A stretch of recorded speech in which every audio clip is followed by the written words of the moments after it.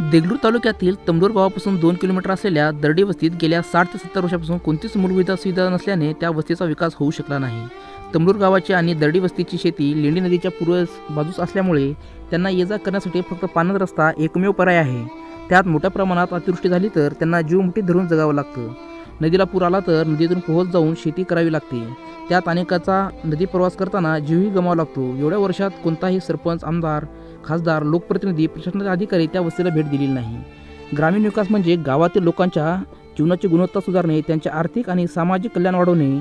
यामध्ये शेती, आरोग्य, शिक्षण, पायाभूत सुविधा आणि रोजगाराच्या संधी विकसित करण्यासोबतच दारिद्र्य निर्मूलनाचाही समावेश असतो। आपल्या देशासाठी ग्रामीण विकास हे राष्ट्रीय प्रगतीसाठी अत्यंत महत्त्वाचे आहे, पण तसे न होता त्या वस्तीचा पुनर्वसन करणे आवश्यक आहे।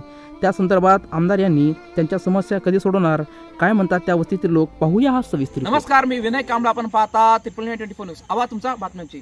सध्या देगलूरमध्ये आणि देगलूर तालुक्यामध्ये तमलूर पासून 1.5 ते 2 किलोमीटर अंतरावर या ठिकाणी दरडी गाव आहे। या दरडी गावामध्ये 15 ते 20 गावकरी या ठिकाणी कुटुंब राहतात। या ठिकाणी आपल्याकडे गावकरी आहेत। हा बघू शकतो, हा रस्ता तमलूरला जाणारा आहे आणि याच रस्त्यानं या ठिकाणी येणाऱ्या गावकरी असतात आणि शाळेची मुले जे आहेत याच रस्त्याने ये जा करतात। आणि इथं कोणतीही वाहन येत नाही, फक्त टू व्हीलर यांच्याकडे आहेत। त्या टू व्हीलरनंच त्यांना ये जा करावं लागते। आणि एखाद्या कोणाला आजार पण आला असेल किंवा एखादी गरोदर माता असेल तर त्यांना या ठिकाणी ॲम्ब्युलन्स वगैरे येत नाही। त्यामुळे गावकरी आहेत, त्यांच्या काय अडचणी आहेत, काय तुमच्या अडचणी आहेत, काय सांगाल? आम्हाला रस्त्याचा अडचण आहे साहेब। रस्त्याचा अडचण आहे, जायला ताप आहे, लेकरं शाळाची आहेत आमची जायची, लेकराला तकलीफ, बायला तकलीफ, आणि सर्व गोष्टी आता आम्हाला सगळं अवघड होऊन गेली। पुरा इथून तिथून आम्हाला होतं। किती वर्षापासून असतात तुम्ही? आम्ही इथं 50 वर्षापासून 50 वर्षापासून। आपण बघू शकतो गावामध्ये आपण जाऊया आणि आपल्यासोबत चर्चा करत जाऊया की आपण या गावामध्ये नेमकं काय आहे। हे दरडी गाव आहे आणि तमलूर पासून हे 2 किलोमीटर 1.5 किलोमीटरच्या अंतरावर आहे आणि आपल्यासोबत काय गावकरी आहेत। तर तुम्ही नाही मागणी वगैरे केली होती का की या ठिकाणी तुमचं पुनर्वसन वगैरे झालं होतं? असं नाही झालं नव्हतं नाही साहेब। मागणी केली झाली होती, मागणी केल्या पण तुमचं झालं नाही तर या ठिकाणी आपण आता गावाच्या दृश्याचं बघायला गेलं तर या ठिकाणी अनेक गावकरी आपल्यासोबत आहेत आणि या गावामध्ये पूर परिस्थिती काही दिवसापूर्वी आले होतं आणि या ठिकाणी पोचम पहाड असली तर बाजूलाच लेंडी नदी आणि मांजरा नदी बाजूला आहे आणि याची शेती देखील या बाजूला आहे। तर यांचं म्हणणं आहे की पाणी पोचम पाडचं आलं तर आता हे सगळं इथं धिंगाणा सगळं बुडून गेले, पुरं आमच्या घर इथं सगळं पाणी लावून पडून गेले।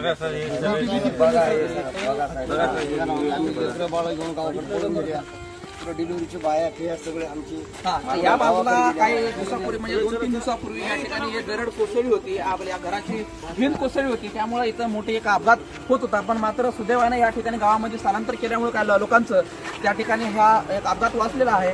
आणि दुसऱ्या बाजूला बघायला तिथं गाव गोटे आहेत आणि या गावामध्ये आपण आता आलेलो आहोत आणि हेच एक इथे हापसा आहे, हातपंप आहे। या हातपंपाच्या माध्यमातून यांना फिल्टर पाणी वगैरेची कधीच सोय नाही। फक्त या ठिकाणी या गावामध्ये हे बघू शकतो गोठा वगैरे बांधून या ठिकाणी गावकरी राहत आहेत आणि हे देगलूर पासून या तमलूर पासून 1.5 ते 2 किलोमीटर अंतर असं गाव आहे। तर इथे महिला देखील आहेत आणि या महिलांचं पण म्हणणं आहे की आमच्या लेकरांना आणि या आम्हाला इथं अनेक जे काही अडचणी असतात। तर काय तुमचं मावशी, तुमच्या काय अडचणी आहेत, तुम्हाला काय सांगता?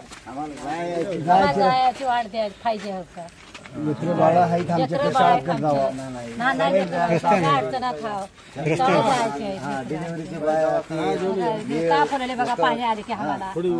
कधी आमदार वगैरे तुमच्या आतापर्यंत इतिहास 50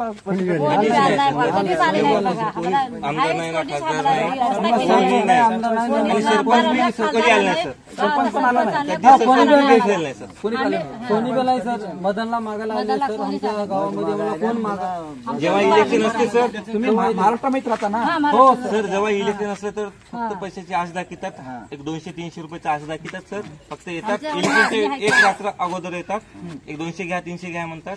कोणची तुम्ही 200 घेता का पैसे? नाही, कोणाची गरज नाही सर। जर आज पैसे घेत असले तर आम्ही त्यांच्या पैसे गुलामी म्हणून राहतो सर। काहीच आमचं देणं नाही, आमच्या हिशोबावर आम्ही राहतो। फक्त निवडणुका आल्याच्या नंतरच्या गावकऱ्यांकडे पुढारी येतात, 5 वर्षाला एक वेळेस येते माणूस। 5 वर्षांमधून फक्त एकदा या ठिकाणी पुढारी येतात आणि नेते येऊन यांना 200-300 रुपयाची मान, म्हणजे की या मताची किंमत 200-300 इथले पुढारी ठरवत आहेत। कारण का या ठिकाणी 15-20 कुटुंब या ठिकाणी राहतात आणि त्यांचं म्हणणं आहे की आता आपण या गावामध्ये आलेलो आहोत आता या दर्डीमध्ये ती जी वस्ती जी आहे जास्त घरं नसली तरी 15 घरं आहेत या ठिकाणी आणि ह्या घरामध्ये बघू शकतो की कशा पद्धतीने अडचणी आहेत काय नाही आता काल परवापर्यंत त्यांच्यापर्यंत लाईट नव्हती. त्या लाईट त्यांनाही काही संघर्ष करून उपोषणाच्या माध्यमातून त्यांनी समोर जाऊन इथले जिल्हाधिकारी अरुण पाटील यांना सांगितले होते. पण इथं जे काही गावकऱ्यांचं म्हणणं होतं की आम्हाला अजूनही जे मूलभूत सुविधा आम्हाला मिळायला पाहिजे ते मूलभूत सुविधा मिळाल्या नाहीत गावकऱ्यांचं म्हणणं. आणि लहान लहान मुलं देखील आहेत ते शाळा जातात आणि आता त्यांना आपण विचारतो की तुम्ही शाळेत कुठं जाता रे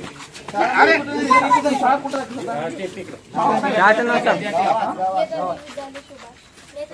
कुठं आहे कोणत्या गावात तमलूर मध्ये तुम्ही येणं जाणं कसं शाळेत गावात जाते बोलतो. तर काय तुझं कितवीला आहेस कोणत्या वर्गात आहेस 7वीला आहे. तुझ्या गावामध्ये असं व्हावं असं वाटतंय. तर हे गावकरी मधले जे काही शाळकरी मुलं आहेत यांचं म्हणणं आहे की आम्हाला रस्ता दिला पाहिजे पण मूलभूत जे गरज आहे लोक जी की शिक्षणापासून वंचित कोणी न राहता या ठिकाणी सर्व शिक्षण अभियान जर एका बाजूला सुरू असलं तरी या ठिकाणी कसल्याच पद्धतीचं या विद्यार्थ्यांना बस वगैरे येत नाहीत आणि यांना पायी चालून आणि एखादा पावसाचा जर त्या ठिकाणी प्रसंग असेल किंवा एखादा पाऊस पडत असेल तर या ठिकाणी या गावामध्ये या जायला रस्ता नाही. त्यामुळे ह्या लेकरांची शाळा देखील बुडल्या जातात आणि यांचं भविष्य कुठेतरी धोक्यात आहे असं म्हणता येईल. आणि हे जे गाव आहे या ठिकाणी बघू शकतो की आता हे घरं जे आहेत आता काही घरे पक्की केलेली आहेत काही घरे असे कच्चेच आहेत आणि त्यांनी फक्त पत्र वगैरे टाकून या ठिकाणी राहत आहेत. आता ह्या घरामध्ये देखील बघू शकतो म्हातारी जाते सर पावसामुळे त्यांना खूप प्रॉब्लेम झालेला आहे. त्यांना देगलूर गव्हर्नमेंट हॉस्पिटलमध्ये आता फिलहाल ते ऍडमिट आहेत सर. आता ऍडमिट आहे ऑलरेडी ऍडमिट आहेत. मारुती लोपा खांडेकर यांनी गव्हर्नमेंट हॉस्पिटलमध्ये ऍडमिट ऑलरेडी. शासकीय जे आपलं जिल्हा रुग्णालय आहे त्या ठिकाणी इथले वयोवृद्ध जे आहेत त्यांनी इथं ऍडमिट आहेत असं सांगतात. आणि इथं जनावरं देखील आहेत त्या जनावरं देखील या होऊन गेले आहेत. या सगळ्यांचं या ठिकाणी मोठं पूर आलं होतं आणि त्यांच्या जमिनी देखील त्यांच्या जमिनी कुठं आहेत आणि काय सांगाल तुमच्या कुठं आहे बाजूला आहे नदीपार आहे तो. कोणती नदी आहे तुमच्या आणि मांजरा मग तुम्ही येणं जाणं कसं करता पावसाच्या हा म्हणजे पाहून गेल्यानंतर तुम्हाला कशी कमी जायला संधी आहे नंतर त्याला नाही. मग एखाद्याला जर पाहून येत नसेल तर ते वाहून गेला तर म्हणजे की जीव धोक्यात घालून या ठिकाणी हे आपण मुलगा आहे ह्याला महिन्याचं कोर्स चालू आहे सर. सध्या ह्याची परिस्थिती खराब आहे सर. आता हे पावसामुळे ह्याने इथे अडकून राहिलेलं आहे. त्याला एवढी अडचण आली सर ते काय आहे हे वय आहे सर 12 वर्ष आहे सर. याला बोलता येत नाही काहीच नाही. याला महिना विषय नाही. काय बाळा तुझं नाव काय बोलाय ना सर काय सर तर या काय हरकत नाही. या ठिकाणी गावकऱ्यांचं म्हणणं आहे की या ठिकाणी जे काय आहे की अपंग आहे अपंग असून अनेक अशा आजार जर कोणाला आले असेल तर भविष्यामध्ये यांना कशा पद्धतीने पुढे ज्या अडचणी येतात की आता काही जणांचं म्हणणं आहे की शेती लेंडी आणि मांजर नदीच्या मध्ये आहे तर पोहून जाऊनच तिथे या ठिकाणी शेतीमध्ये जावं लागतं. आणि काही जणांचं म्हणणं आहे की या ठिकाणी की काही जणांचा तिथे मृत्यू देखील पोहून झालेला आहे दोघांचा असं यांचं म्हणणं आहे. तर सरकार कशा पद्धतीने इथले स्थानिक लोकप्रतिनिधी असेल आमदार असेल किंवा खासदार असेल 2 खासदार आणि एक लोकप्रतिनिधी एक खासदार झालेले लोकप्रतिनिधी खासदार झालेले आहेत आणि आता इथले देगलूर बिलोली विधानसभेचे जितेश अंतापूरकर हे आतापर्यंत कधी आलेत का अजिबात आले नाही. त्यांच्या वडील कोणी गेलं नाही सर कोणी चालू कोणी गेलं नाही सर कोणी गेलं नाही. एखादा जर आमदार आतापर्यंत झालेला कोणी गेलं नाही सर सरपंच सुद्धा आले नाही सर. सरपंच देखील का होते सरपंच सुद्धा कोणी आले नाही. इलेक्शन एक वेळेस येतात सर पैशाचे आज दाखवतात 200-300 म्हणजे आम्ही कोणाला काही फक्त तुम्हाला जर समजा तुमच्या गावाचं पुनर्वसन करायचं असेल तुमची तयारी आहे का सगळ्याची तयारी आहे तुम्हाला जर चांगली जागा दिली हा मी बिलकुल जाऊ शकतो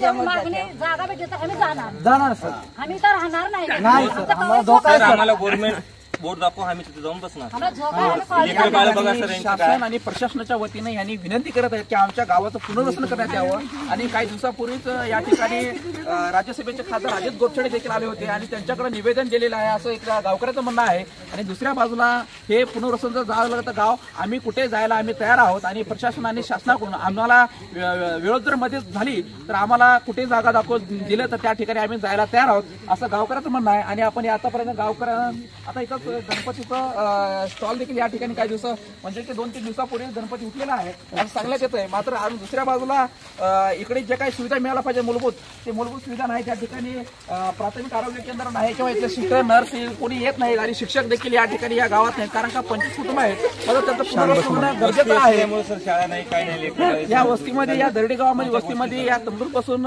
2-3 किलोमीटर असलेल्या या व्यथा आपण या रिपब्लिक 24 न्यूज चॅनलच्या माध्यमातून आपण तुम्हाला दाखवत आहोत. इथले लोकप्रतिनिधी आणि इथलं प्रशासन कशा पद्धतीने यांची जे काही मागणी आहे ते पूर्ण करणार काय येणाऱ्या काळामध्ये बघावं लागणार आहे. Republic 24 news Deglur.